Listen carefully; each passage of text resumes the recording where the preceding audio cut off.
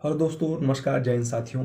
आज अब बात करेंगे, हाल ही में हाई कोर्ट ने एक बहुत बहुत अहम बात कही है। लिविंग रिलेशनशिप को लेकर एक मामला आया था जिस पर एक व्यक्ति को जमानत देते हुए बात कही है कि अब हम एक समय आ गया है कि हमें भी अब अपने नैतिक मूल्यों को बचाने के लिए, नैतिक मूल्यों की रक्षा के लिए कुछ उचित कदम या रूपरेखा तैयार करें, ड्राफ्ट तैयार करें और उस एक समाधान पे जाएं।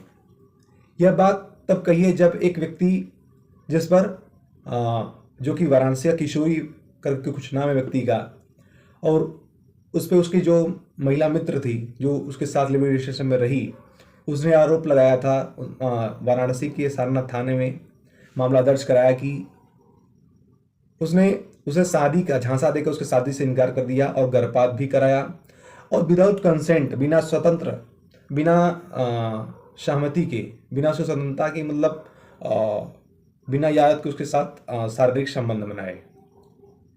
आईपीसी की इन धाराओं के तहत और SC ST एक्ट के तहत भी मामला दर्ज कराया कि इसने जाति सूचक गाली दी और मारपीट किया। तो इस प्रकार ये मामला दर्ज होता है सारनाथ थाने के अंतर्गत।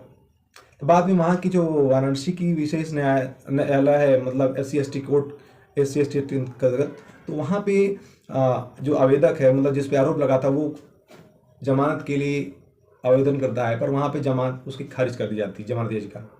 तो बाद में वह इलाहाबाद हाई कोर्ट का रुख करता है। तो वहाँ पर इलाहाबाद हाई कोर्ट में जो आवेदक पक्ष है, जिस पे आरोप लगा था, जो अर्जी डाला था जमानत के लिए, उसके वकील, उसके वक्ता महोदय ने कहा वहाँ पे कोर्ट में कि जो भी ये मामला आरोप लगा है पूरा बेबुनियाद है, वो मनगढ़ंत कहानी है। क्योंकि जो अभियुक्त, ये दोनों पक्ष हैं, लड़की और लड़का पक्ष, दोनों लोग लगभग 6 वर्ष लिविंग रिलेशनशिप में रहे। लिविंग रिलेशनशिप में रहने के बाद ये बात कहना कि उन्होंने बिना कंसेंट के, बिना कंसेंट जब भी संबंध बना है तो बिना स्वतंत्र सहमति के बना ही नहीं। जब भी बना, दोनों की आपसी सहमति से ही जो भी शारीरिक संबंध बने, बिल्कुल पूरी सहमति के साथ बना है। वो 6 वर्ष रहने के बाद ऐसी बात ही करना सीधी मनगढ़ंत लगता है, बेबुनियाद है, और गर्भपात का ऐसा कोई मामला नहीं है।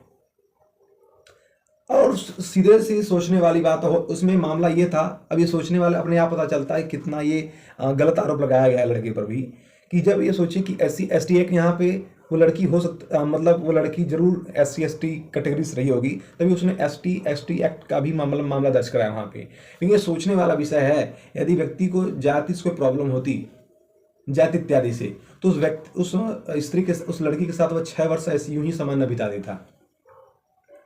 तो ये बात रही। इन आधारों को देखते हुए हाई कोर्ट ने उस व्यक्ति को, जो किशोरी नाम का कुछ उसका नाम था, वाराणसी का रहने वाला था, वहाँ से बनारस से याचिका जमानत देकर खारिज हो गई। तो बाद में वो इलाहाबाद का रुख किया था हाई कोर्ट का, जिसमें उसको जमानत दे दी गई। और ये जमानत देते हुए इलाहाबाद हाई कोर्ट ने कहा कि अब समय आ गया है कि हमें अपने नैतिक मूल्यों को बचाने का, कुछ ड्राफ्ट तैयार करें लिविंग रिलेशनशिप को लेकर।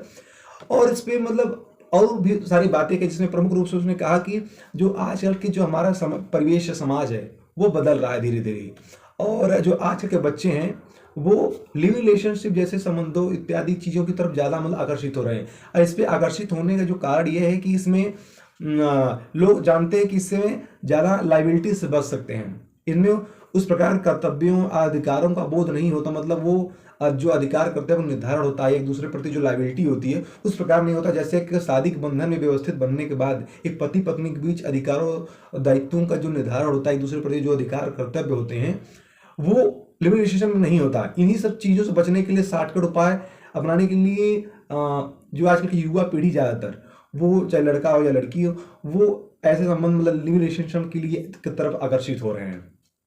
अब लोग सोचते हैं कि घरेलू हिंसा से बचने के लिए बहुत से लोग एग्जाम्पल देते हैं कि ऐसे संबंधों में आते हैं, लेकिन आजकल देखा जा रहा है कि ज़्यादातर जो लिविंग रिलेशनशिप में आने के बाद ऐसे भी और भी क्राइम बढ़ गए हैं। क्योंकि क्राइम बढ़ने का कारण क्या है कि आजकल लोग बाहर पढ़ने जा रहे हैं, और वहाँ पर जो लड़का है या लड़की बाहर रह रहे हैं, अब बिना न लड़की के माता पिता को पता है, न लड़के के माता पिता को पता है कि वो इनके साथ लिविंग रिलेशनशिप में रह रहे हैं, बिना बताए और ऐसे संबंध में।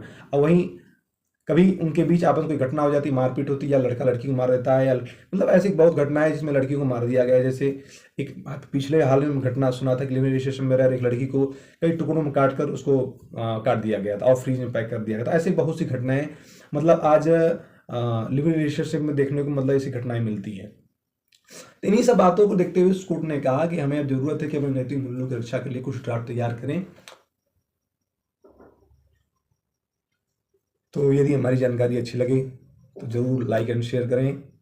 और वास्तव में मतलब देखा जाए तो जब लिव इन रिलेशनशिप की बात आती है तो हमारे यहाँ कोई भी चीज़ देखने का जो नज़रिया होना चाहिए वो हमें हमेशा देखना चाहिए कि विदेश में क्या चल रहा है उससे हमें नहीं मतलब है। हम जिस देश में रहे उस देश का मतलब कल्चर क्या है, तो हमें वो भारत के दृष्टिकोण से देखना चाहिए हर चीज़ को।